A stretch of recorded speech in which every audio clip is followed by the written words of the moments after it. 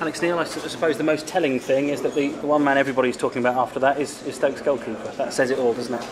Yeah, but I don't think that should be the case though. I think we should be talking about how well Norwich played, how well their boys plied themselves in that type of heat, and the domination of the game, and the amount of chances they managed to create within the match. So I was absolutely over the moon with my players. I thought they did really, really well, and I thought they deserved to win the match, and albeit for good goalkeeping or potentially poor finishing, it should have been 3 points.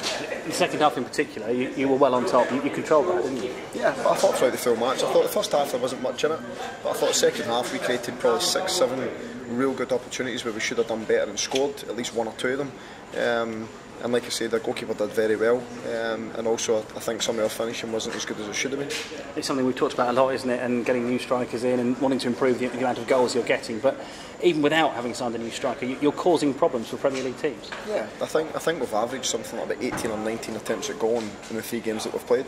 So we don't lack that sort of creativity in terms of making chances. And unfortunate for the guys today, they didn't put them in the net. But goals will come. You know, continue to play well, continue to make chances, and the goals will come, and I'm not concerned about it. What would concern me is if my team's getting overrun, they're not dominating the ball, they're getting dominated in areas of the pitch, and the other team's playing a lot better. That would concern me, but the players did everything I asked them to do, apart from obviously that wee final bit in terms of putting it in the net, but I was really pleased with them today. If you weren't able to get the right new striker in before the transfer window closed, would you just be happy to go with what you've got? Because as you say, you are causing problems for teams. Yeah, the players that I've got on my team, you know, and they've done fantastically well since I've been here.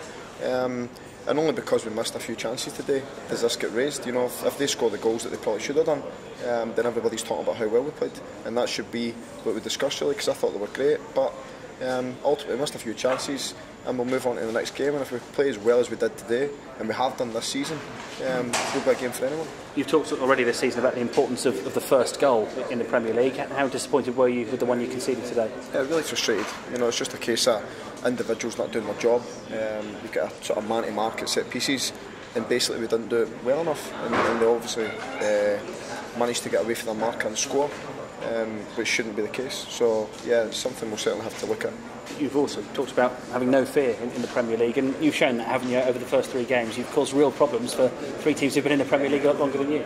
Yeah, we're not scared of any team. You know, they come here, we'll go and play our style of play, and ultimately at times we might not play well enough and they might play better. And if that's the case, sometimes you need to take that on the chin. But with my group, if they apply themselves the way they can and play how they can, they'll be a good match for everyone. Do you think you've been worth more than the 4 points you've got so far? Yeah, I think that's the only disappointing thing from my point of view is the fact that Crystal Palace, I felt a little bit hard done by, but when you concede 3 goals it's always going to be tough, and then Sunderland we thoroughly deserved, and then today we certainly deserved to win the match, and unfortunately, as I say, if it wasn't for good goalkeeping or bad finishing, then that would have been the case. And you mentioned that the hot weather, how much of an impact did that have on the game today? I think it sort of had little lulls in the game because of the heat and the amount of sort of pressing we try and do as a group, and you could see some of the players at the end, they were absolutely knackered, but I thought how they applied themselves and the shift they put in for the group was excellent.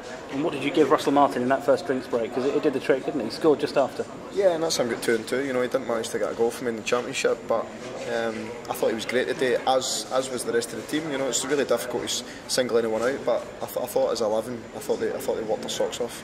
Thank you. Cheers.